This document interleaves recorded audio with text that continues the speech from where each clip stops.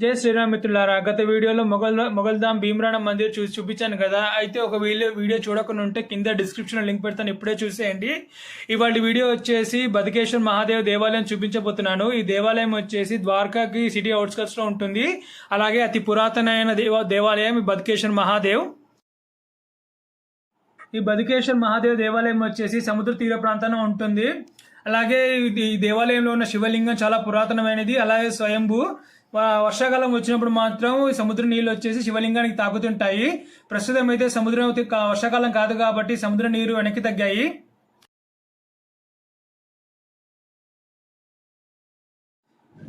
మీకు దూరంగా కనిపించే బదకేశ్వర్ మహాదేవ్ దేవాలయం. వెనక చూసినట్టయితే అరేబియా మహాసముద్రం. అలా నేరుగా నడుచుకుని మనం దేవాలయానికి వెళ్ళవచ్చు. మేము వెళ్ళేసరికి గుడిలో అర్చకులు ఎవరు లేరు, తాళం వేసి వెళ్ళారు.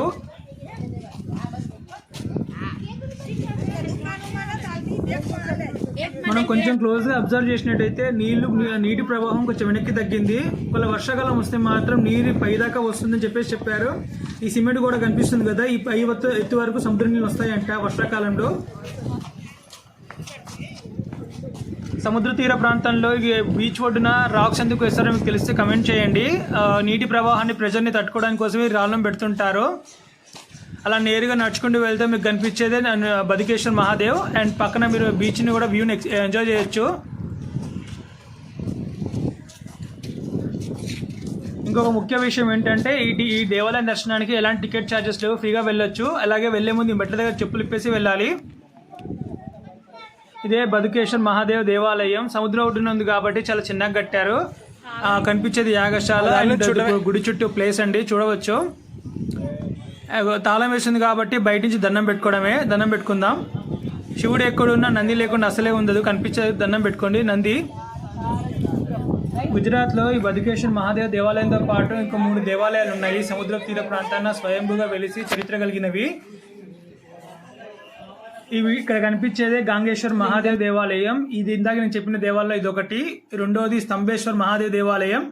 మూడోది నిష్కలంక మహాదేవ దేవాలయం. ఈ 3 సముద్ర తీర ప్రాంతాలు ఉన్నాయి. ఈ మ్యాప్ లో మీరు చూసినట్టయితే 4 సముద్ర తీర ప్రాంతంలోనే ఉన్నాయి.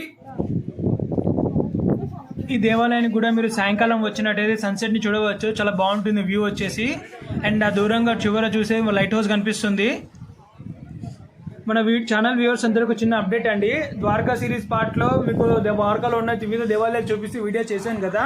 అయితే ద్వారకా సిరీస్ లో ఈ దేవాలయం వచ్చేసి చివరి వీడియో. అండ్ వచ్చే వారం నుండి కొత్త సిరీస్ స్టార్ట్ అవుతుంది. అదే సిరీస్ తెలుసుకోవాలనుకుంటే కమెంట్ లో అడగండి, నేను చెప్తాను.